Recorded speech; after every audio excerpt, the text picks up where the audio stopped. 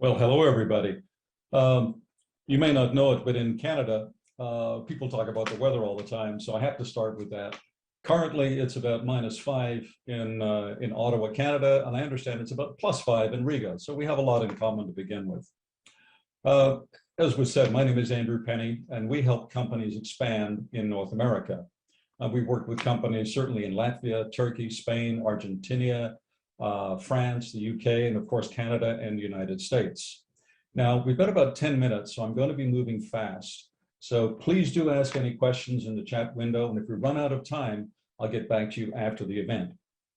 Now, most companies that think about a new market, and then they say, gee, I need a distributor, an agent, or maybe a retailer or a reseller. And frankly, that is the worst place you can start. And I hope that in the next 10 minutes, you'll understand why. I won't try and sell you on North America. I think everybody's pretty familiar with what it is and where it is. But let's focus on Canada and the United States. There's about 365 million people there, and it's about 80% the size of the EU.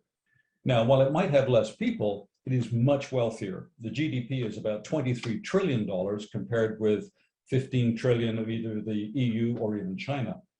And outside of China, it is the largest single language market in the world, with only 2 countries to deal with.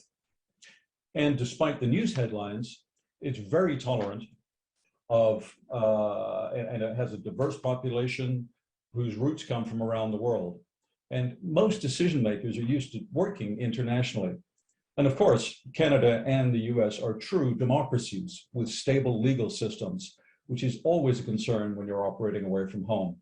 So it's a big market, and if you're strong enough, you really should be here. Now, where do you start? Now, you can't penetrate a new market with a catalog of products and services. You really do have to focus. Now, when you think about it, most companies, many of the companies who are on this call today, you serve a local market and you have a wide range of products and services. And you're winning business based on customer proximity. Now, if you're operating 5 or 6, 7,000 kilometers away in North America, that is not going to work. You don't have proximity. So you have to pick maybe 1 or 2 things that you are really, really, really good at, potentially best in the world at. And then those are the two or three products that you're going to use to penetrate that new market. But you have to test to make sure that you've chosen the right products.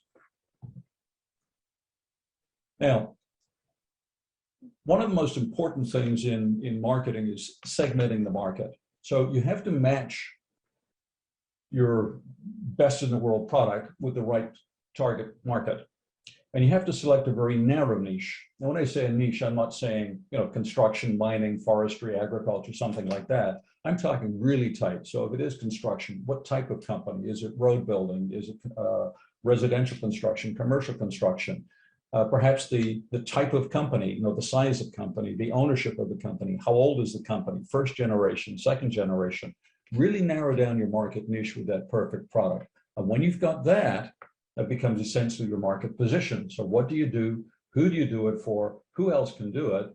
And why would they choose you? And if you can answer those questions for that market with your perfect product, then you're on the right track.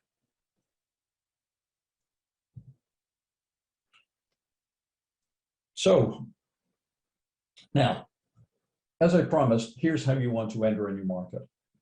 Now, most companies try to figure out how the game is played in the new market, and then they start to play by those rules. They select agents, distributors, resellers, and so on. They copy the pricing and margin structures and really try to replicate what's going on in the target country because that's the way they think the game is played. And I'm here to tell you that is absolutely the wrong way to do it. Now think about it. The current players have invested heavily in their way of doing things. I call that asset baggage. That's stuff that they cannot change easily. And they have a vested interest in maintaining that status quo. You, however, coming into the market, you can do whatever you want. You can leverage the new realities that we've discovered over the last couple of years. Online direct-to-customer, Amazon logistics, micro-niching, chatbots, auto-translate, augmented reality. All of the things that the incumbent providers haven't really caught up with yet and can't afford to because they've got too much invested in the old way of doing things. For an example, one of our clients is competing in the farm implement business, and they compete against John Deere, who you may have heard of.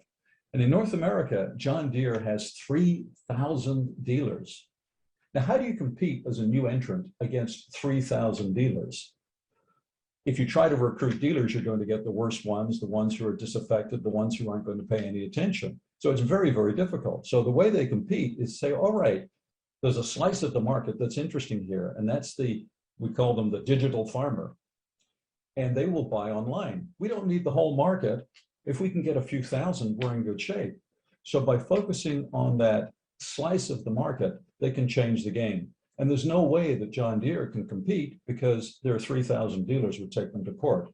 So that's what I mean. When you go into a new market, find ways to change the game, change the rules. And as a new entrant, you have all the freedom, all the latitude to be able to do that.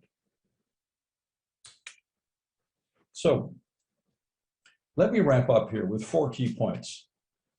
Number 1, North America is a huge and relatively easy market to enter. Number 2, don't come with your full catalog of products and services. Pick what you are best in the world at. Number 3, research the market. Find that perfectly narrow, defined niche that you fit best, and then validate that market position. And 4, learn the rules in the new market and then break them. Play the game differently. And if you follow these rules, you'll be well on your way. I know we're running tight on time, but I invite you to stay connected with us. LinkedIn is good. You've got my contact information. You can find me on LinkedIn. We also have a free newsletter covering these sorts of issues on our website. I'm pleased to answer any questions that we may have time for now, but if we run out of time, email me, or if you prefer to ask your questions in Latvian, Danish, Portuguese, contact me or my colleague Yelena Franco, who's also on this call and referenced here on the slide, and we'll answer you within 24 hours. I appreciate your invitation to join you today, and if we can help you research your next market niche in North America, we'd love to work with you. Thanks again. Thank you. Thank you very much, Mr.